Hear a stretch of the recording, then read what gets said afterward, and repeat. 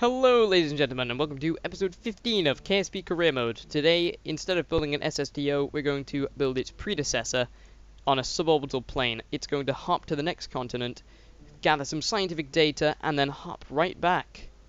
Alternatively, it will hop to the North Pole and back, but we've gathered some data from around there in space, so I think it's time we spice things up and go to the next continent. Stop yawning, scientists, stop sleeping on the job. So, let's start off with a Mark 1 cockpit, because we only really need to take one guy there. That seems to be the trend so far in our small little fledgling space program. And we also need something like Mark 1. No, we would like a Mark 2 to 1.5 meter adapter like that. And maybe some liquid fuel. And what I'll do here is check this out. Turn that into a liquid fuel thing like that. Cool. Nextly, we're going to use a basic jet engine to propel ourselves, and yeah, we are not worrying about decals at this point in time with our lack of funding and everything. So we're going to have a wing strake, which are like sideburns for your plane. So how could we resist? There we are. Yeah, I'd say this is about ready. So, and let's take off. Cool, so we're going to be heading east today. Okay, in 3, 2, 1. Oh, also there is a key that auto throttles up to full, which is quite cool, and it's Z, so it's right next to X. That's quite handy as well for anyone who may not have known that. Okay, come on, little guy. You know you want to take off. Ugh. I think I did have the wheels a bit too far back. That's okay though, because it should get airborne soon. Yes, it easily flies. Good. It just has a bit of trouble taking off. Right.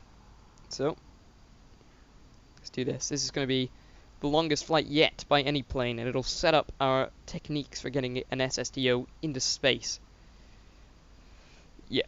But we do need the Rapier engine in order to make the SSDO work without having to make a million parts in it, and then, you know, there's greater chance of failure. So this is just the next best thing, I suppose.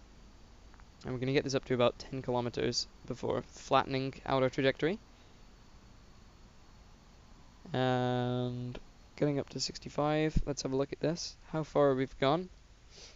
Not bad. This is a nippy little bugger. We're nearly at Mach 1. So we're going to flatten out now. Good. This thing is cool. I quite like this. This is it's a nice design, I think. An easily modifiable design as well, because if we wanted to, we could just add things on and take things off. So that's all good. We're going to go in a bit of a parabolic trajectory, or a sinusoidal, which is that we're just going to keep going up and down around these altitudes. Just instead of, because we can't exactly keep the same altitude because we don't have MacJeb, and I'm not getting MacJeb no matter how many times everyone says that to me. No MacJeb, because it is cheating. But oh right, let's turn our yaw. We did need yaw, but no, we didn't. Oh god, let's switch to 2 times while I'm adjusting, because I do want to make up some time. You can see we're quite far away now.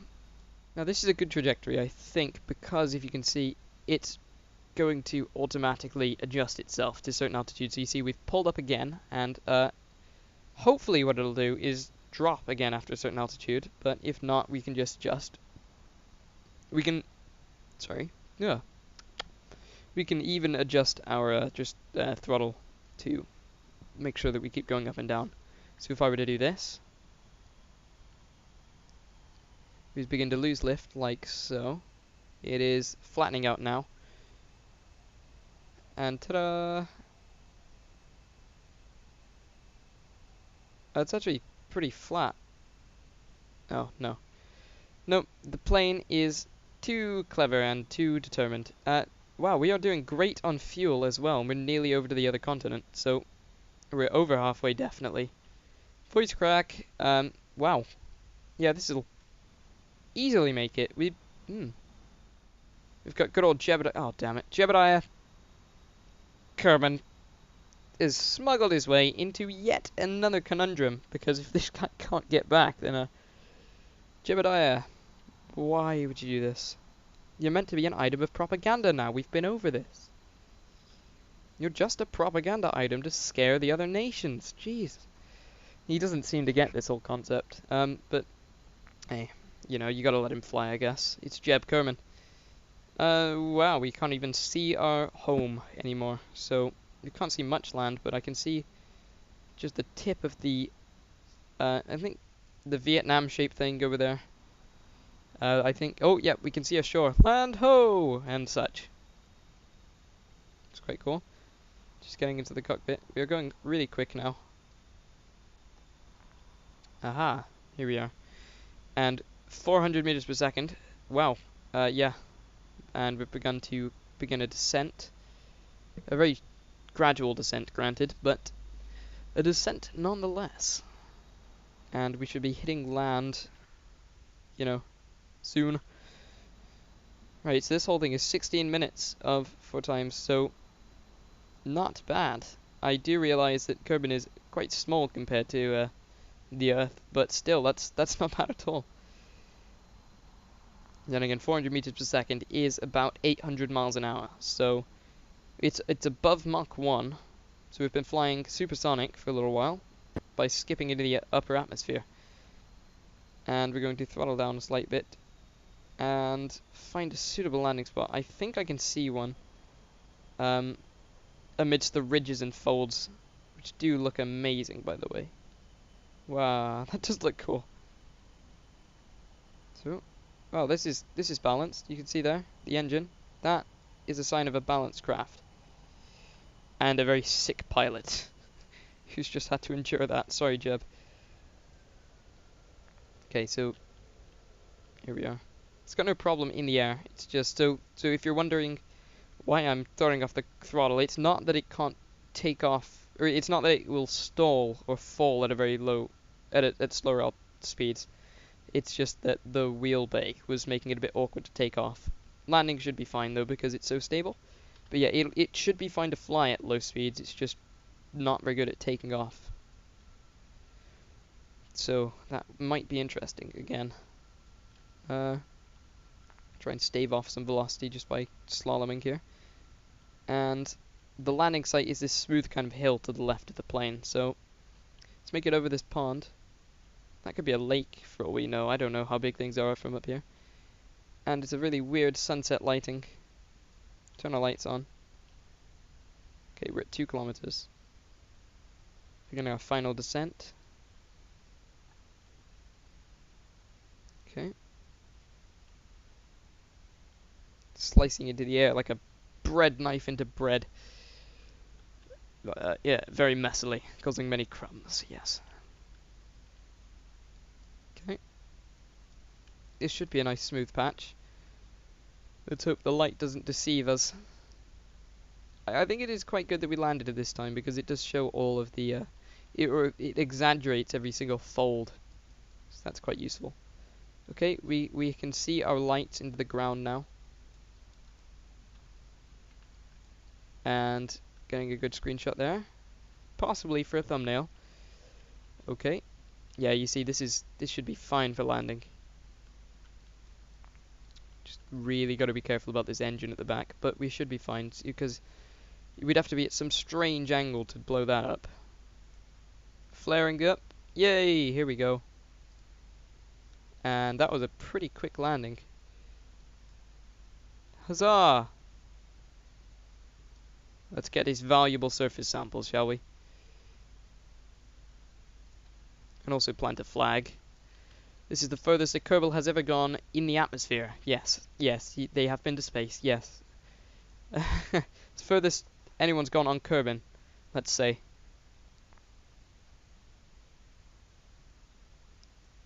Yeah.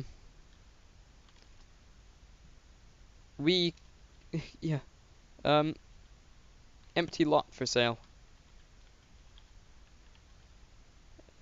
This flag is proof that the Communist Republic is the best Republican Communasa.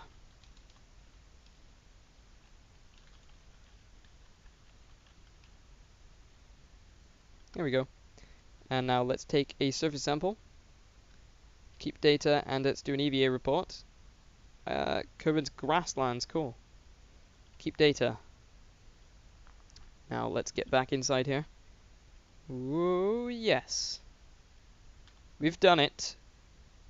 Successful mission like that. What's wrong with you? Oh dear. Hopefully, come on. There we go. Whoa, that could have been bad. Right, let's turn our brakes off now. And propel ourselves back home.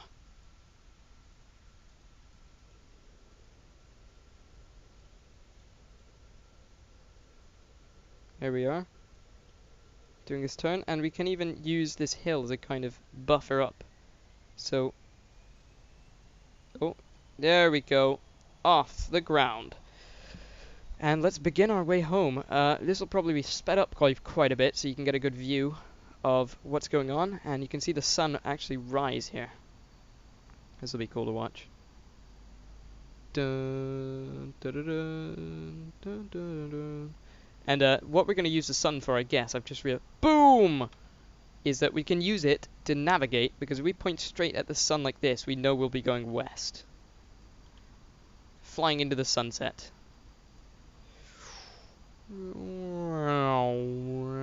Yay, anyone with motion sickness may have just thrown up, sorry about that.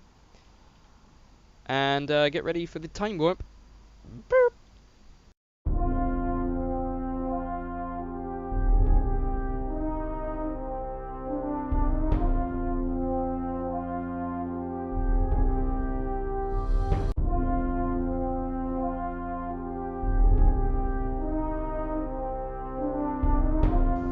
Okay, coming in for final approach now. Lovely little VAB. They look so small from around here. Yeah, they look a lot smaller than they did. I don't know why. Because we're only we're about 5 kilometers away, and we're going to do a quick turn now. Slowing down, going down to a 1/3 throttle. See a cool trail there. Let's do a bit of a corkscrew. Not much of one, it's too stable. It's too stable! Okay, really slowing down now. And we're going to do one turn. No, no, we're going to go for it. The light's on. Yeah, we'll make this. Sorry, yeah, it's just really disorienting this time of day. I don't know why. There we go, we've got a light. There's just no shadows at all here. The shadows are so weird and distorted now that it's may as well not be any. Okay, here we are. Everything's going fine now. Flaring the nose, just flattening out. And we'll just use yaw, I think, to control everything now, just because a tiny bit of yaw will make a lot of difference. Turn the lights off so we can see what we're doing. And yay, touchdown!